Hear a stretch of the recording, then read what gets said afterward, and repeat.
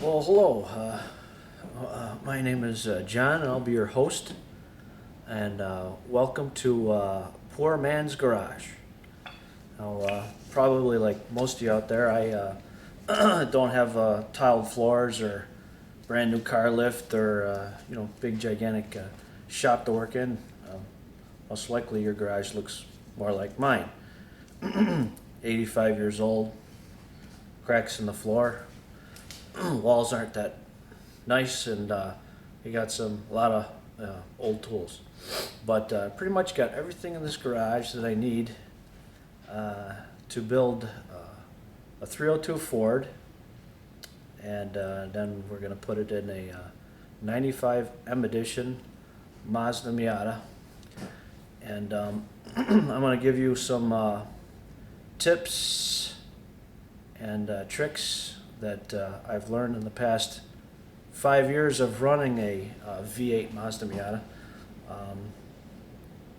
A lot of things that I've learned along the way, and a lot of mistakes I made, and I figured I'd make this video so that you don't make the same mistakes that I have. But I've been building cars since I was about 14 years old. I've never gone to school to build motors or build cars. I just kind of picked it up on my own. But everything that I show you, pay close attention to what I use, because I've learned the hard way. Anyways, so I'm going to tell you more about it. It's a 302 Ford, so it's an A2 deck height. Don't have a lot of money, so pretty much everything that I purchased to build this motor, I bought it used on eBay and gathered parts up as I went along.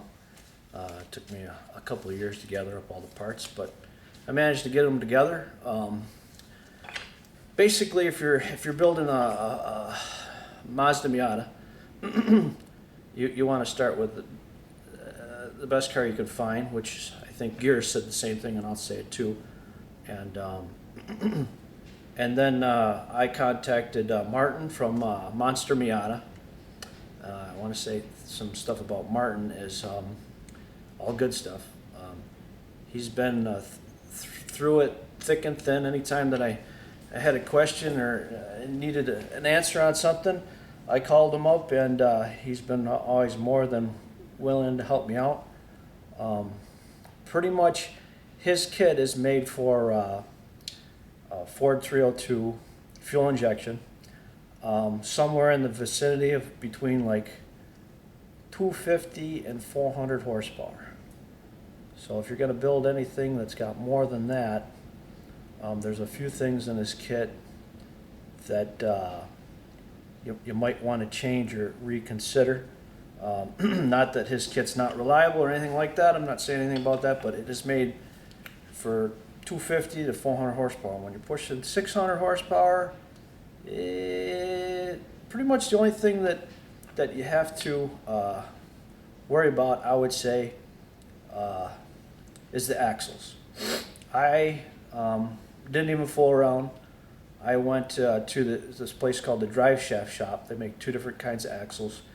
They make one that's good for 600 horsepower, one that's good for 900 horsepower. And I said I didn't even fool around. I just went for the one for 900 horsepower.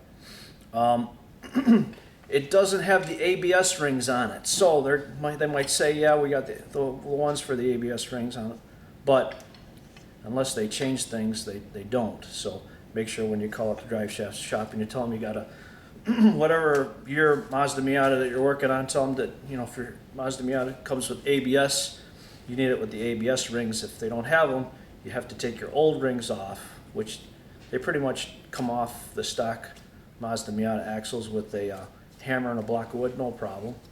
And then the new outer CVs have to get machined to accept the rings, and make sure that you machine as much material off the old rings before you start taking material off the CVs, the outer axles, because you take metal off the outer axles, makes them weak. when the axles came in, and I'm gonna show you what the axles look like eventually when we get down to working on the car and building the motor and stuff like that. But the axles are probably double the weight of what Monster Miata's kit comes with. Double, if not maybe triple. So if you have a car that's say 300 horsepower and you use Martin's axles that he recommends in his kit, you're going to go faster with Martin's because the drive shaft shop's axles is 3 times the weight. But if you're pushing 600 horsepower, you might want to go with the drive shaft shops. Like I said, they're good 900 horsepower.